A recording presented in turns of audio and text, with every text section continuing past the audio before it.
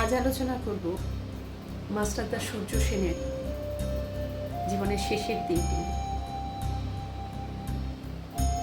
1933 সালের 16ই ফেব্রুয়ারি মাস্টারদা ব্রিটিশের হাতে ধরা পড়েন তার কৈরালা গ্রাম থেকে চট্টগ্রামে, এবং চট্টগ্রামের জেল রোডের কারাগারে তার বন্দি জীবন শুরু হয়।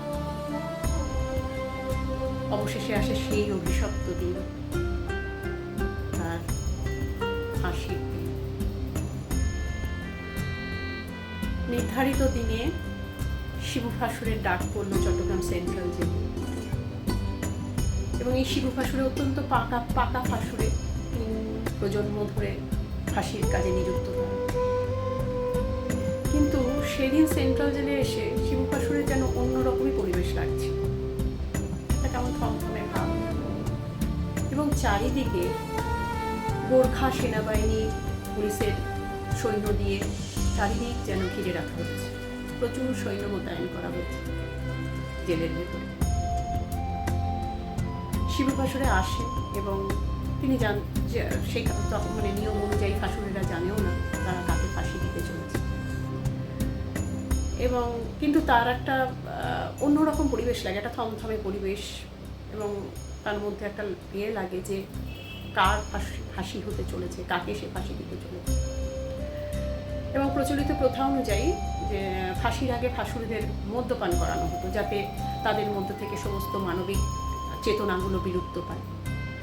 এবং শিবু ফাসুরকেও সেদিনকে তাই করানো হলো, এবং সেই ইউরোপীয় ব্রিটিশ অফিসার সেদিনকে প্রয়োজনের তুলনায় একটু বেশি মদ্যপান করিয়েছিলেন শিবু ফাসুরকে, যাতে তার মধ্যে থেকে পাশবিক সত্তাটা খুব বেশিভাবে জাগ্রত হয়। তো যাই হোক, সেদিনকে যখন শিবু ফাসুর এগুলো ভাবছেন যে এত ফাঁসি দিয়েছি, কিন্তু আজকের পরিবেশটা যখন যেন অন্যরকম, কাকে ফাঁসি দিতে যাচ্ছি, এইসব পাঁচকথা ভাবার মাঝেই হঠাৎ তিনি দেখলেন যে পুরো ব্রিটিশ সৈন্য পরিবেষ্টিত জায়গাতেও উচ্চস্বরে ধ্বনিত হচ্ছে বন্দে মাতরম, মাস্টারদা সূর্য সেন। এবং মাস্টারদা সূর্য সেনের সঙ্গে সেদিন একই ফাঁসির মঞ্চে ফাঁসি দেওয়ার কথা ছিল তার আর এক সহযোদ্ধা বিপ্লবী তারকেশ্বর, এবং দুজন বিপ্লবীকেই ফাঁসির মঞ্চে আনা হয় সৈন্য দ্বারা পুরো তাদেরকে বেষ্টিত করে। এবং মাস্টারদা সূর্য সেন ফাঁসির মঞ্চে আসেন, এবং তখন যিনি ইউরোপীয় জেলার ছিলেন তিনি আদেশ দেন যে মাস্টারদার হাত দুটোকে পেছন দিয়ে বেঁধে দিতে, এবং ফাঁসির দড়ি তার গলায় পড়ে। এই আদেশ শোনার সাথে সাথেই মাস্টারদা সিংহের মতো গর্জন করে ওঠে, কিছুতেই না, আমরা কোনো চোর ডাকাত খুনের আসামি নই, আমরা দেশমাতৃকার জন্য লড়াই করছি, আমরা দেশকে স্বাধীন করার জন্য লড়াই করছি, বিপ্লবীর মর্যাদা নিয়ে চলে যাব, তাই ফাঁসির দড়ি নিজের হাতে নিজের গলায়। অন্য কেউ মাথা নিচু করে আমাদের গলায় ফাঁসির দড়ি পরিয়ে দেবে, সেটা কিছুতেই নয়। কিন্তু ব্রিটিশ যিনি অফিসার ছিলেন, জেলার ছিলেন, তিনিও তো এই কথা মানার পাত্র নয়, কারণ তারা তো সবসময়ই চাইতেন যে ভারতীয় এই তরতাজা বিপ্লবীরা তারা ব্রিটিশ সরকারের কাছে মাথা নত করে ফাঁসির দড়ি গলায় দেন। এবং সেই কারণে তিনি যথেষ্ট ক্রুদ্ধ হলেন, এবং শিবু ফাসুরকে অর্ডার দিলেন যে তুমি মাস্টারদার হাত দুটো পিছন থেকে বেঁধে নাও।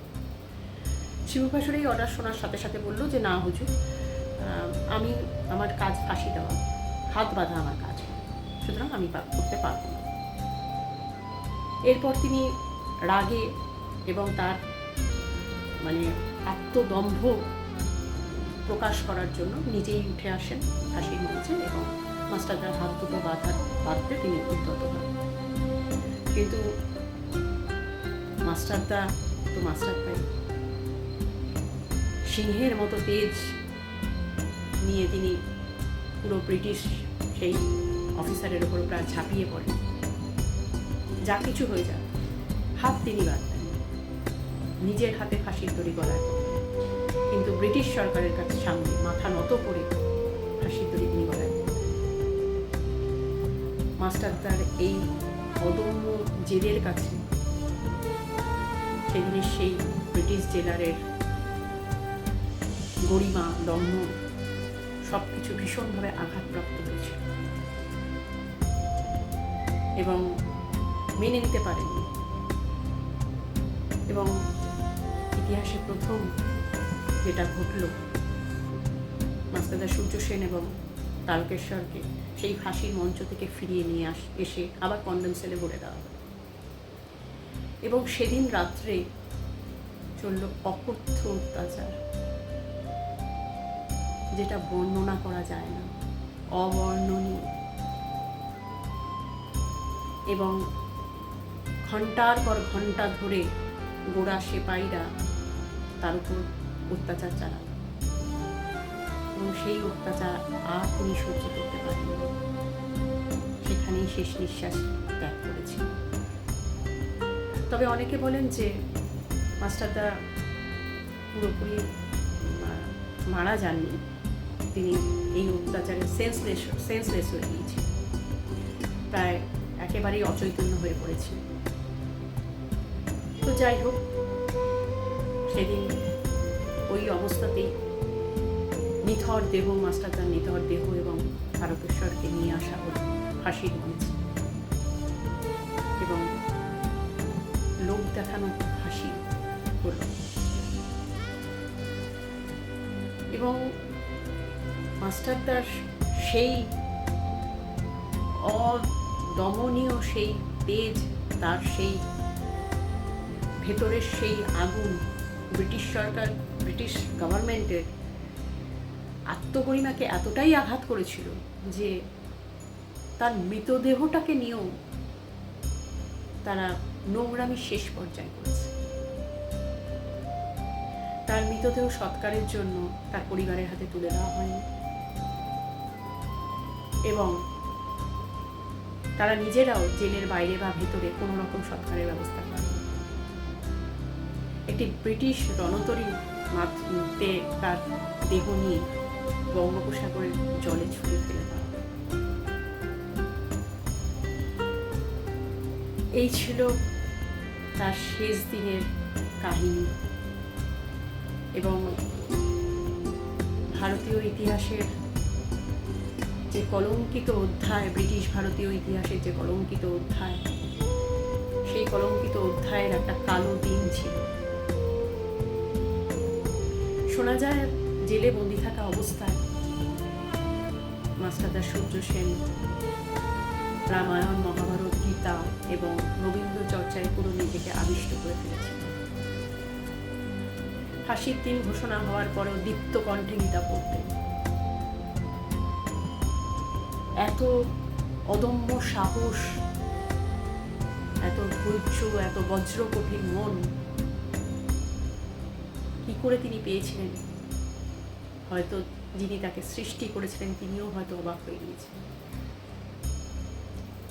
যাই হোক, 1934 সাল 12ই জানুয়ারি সেই রাত ছিল রাতের থেকেও অনেক বেশি অন্ধকার।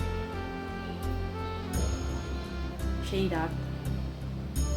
রাতের কাহিনী আজও প্রত্যেকটা ভারতবাসী চোখের পাতা ভিজে। এই আত্মবলিদান ভোলার নয়, না আমরা কোনোদিন ভুলতে পারব।